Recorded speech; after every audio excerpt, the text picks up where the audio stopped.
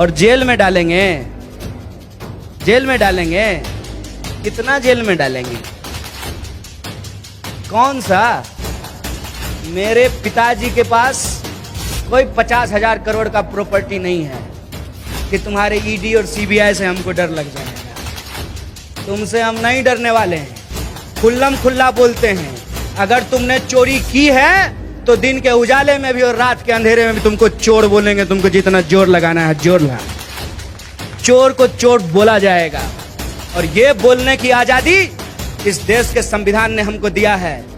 इस देश के संविधान ने हमको ये हक दिया है कि अगर हम आपको वोट देकर के प्रधानमंत्री बना सकते हैं तो उंगली उठा करके आपसे सवाल भी पूछ सकते हैं और ये पूछ सकते हैं कि जो वादा आपने किया था वो वादे क्यों नहीं पूरे हुए। अगर ये पूछने के बाद आप अपनी मीडिया और अपने व्हाट्सएप ग्रुप में हमको देश का विरोधी बताना चाहते हैं तो बता दीजिए, इसका फैसला इतिहास करेगा। बात जानते हैं कि जो लोग अंग्रेजों के खिलाफ लड़ रहे थे वो ईमानदारी से अपनी लड़ाई लड़ रहे थे, और जो लोग अंग्रेजों के साथ चाय पे चर्चा कर रहे थे उनके देशभक्ति के सर्टिफिकेट मांगने से हमको कोई फर्क नहीं पड़ता है।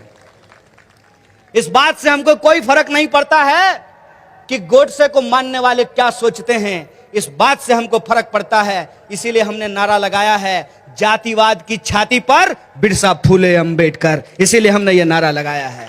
इसीलिए हमने ये नारा लगाया है कि देश सुंदर बनेगा जब हम सबको साथ लेकर के चलेंगे। मान लीजिए देश हमारे शरीर की तरह है और हमारी नाक बहुत लंबी हो जाए तो यह स्वस्थ होने की निशानी है। समाज का कोई एक तबका खा खा करके, चोरी कर करके इतना तोंद निकाल लिया है, उसकी सेवा में पूरा का पूरा सिस्टम आप लगाए हैं और इस देश के जो आम लोग हैं, बेरोजगार हैं, वो भटक रहे हैं। आप में से कई सारे लोगों ने वो वीडियो देखा होगा कि पटना की सड़कों पर नौजवान आंदोलन कर रहे थे, पुलिस बुरे तरीके से उसको पीट रही थी और इस देश के अंदर जो मंत्री लोग हैं उनके ऊपर कोई फर्क नहीं पड़ रहा था। इसीलिए मैं यवतमाल के नौजवानों से ये अपील करने के लिए आया हूं, ये आह्वान करने के लिए आया हूं कि देश और समाज जैसा है ये ऐसा नहीं था। आज जिस हम आजादी का सुख ले रहे हैं ये आजादी हमको फ्री में नहीं मिली है। इसीलिए हमारा जो हक और अधिकार है उस हक और अधिकार के लिए लगातार हम अपने आंदोलन को, अपने न्याय को और संघर्ष की लौ को हम जलाए रखेंगे। यही समता पर्व मनाने का सबसे महत्वपूर्ण उद्देश्य है। अगर इस उद्देश्य से हम आगे बढ़ रहे हैं तो हम डॉक्टर बाबा साहब भीमराव अंबेडकर जूता फूलों के विचारों पे चल रहे हैं और ज्योतिबा फूले के विचारों पे चलने का मतलब है कि हम हर एक तरह की गुलामगिरी को समाप्त करेंगे और आजादी के नारे को बुलंद करेंगे। जब मैं जेएनयू में था तो हमसे लोग सवाल पूछ रहे थे कि देश के टैक्स का पैसा बर्बाद कर रहा है। काहे भाई? तो इसकी मां आंगनवाड़ी में काम कर रही है तो ये पीएचडी क्यों कर रहा है? इसको तो किसी होटल में जाकर के प्लेट साफ करना चाहिए। तब उनको देश के टैक्स के पैसे का चिंता हो रहा था।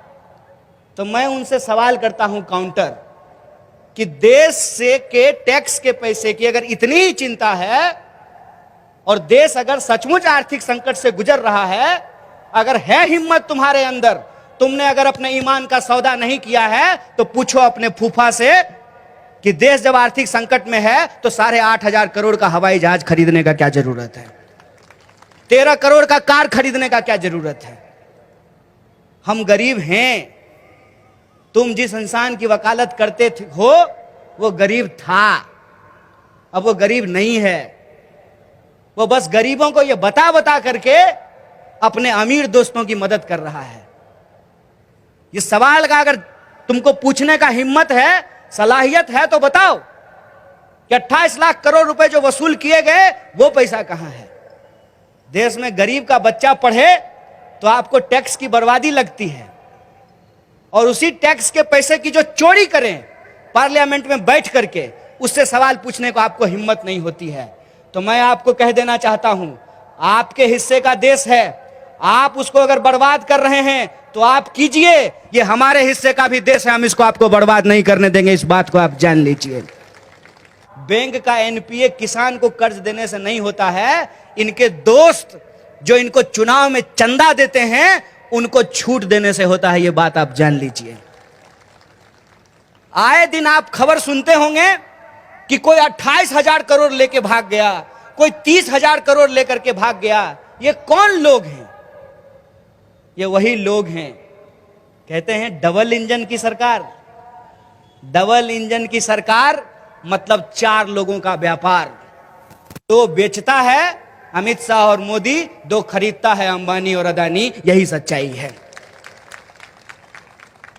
और ये जो देश में बिकवाली चल रही है, इस बिकवाली पे हमारी नजर ना पड़े, इसीलिए हमारा ध्यान भटकाने के लिए बहस खड़ा किया जाता है धर्म का। धर्म से कोई आपत्ति नहीं है भाई। धर्म जिसको जो मानना है वो मानता ही है।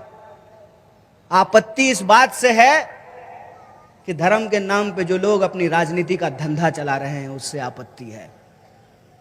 और ये लोग, समाज के लोग आपस में इकट्ठा ना हो जाएं, ये शोषित वंचित लोग आपस में इकट्ठा होकर के ये सवाल ना पूछने लगे कि 28 लाख करोड़ रुपया जो तुमने वसूला है, उस पैसे का तुमने क्या किया है, इसका हिसाब ना मांगने लगे। इसीलिए इंसान को आपस में लड़ाया जाता है। हम कहते हैं जब हमारी भूख एक है तो हमारी मुट्ठी भी एकजुट होनी चाहिए, तभी इससे हम मुक्ति पा सकते हैं।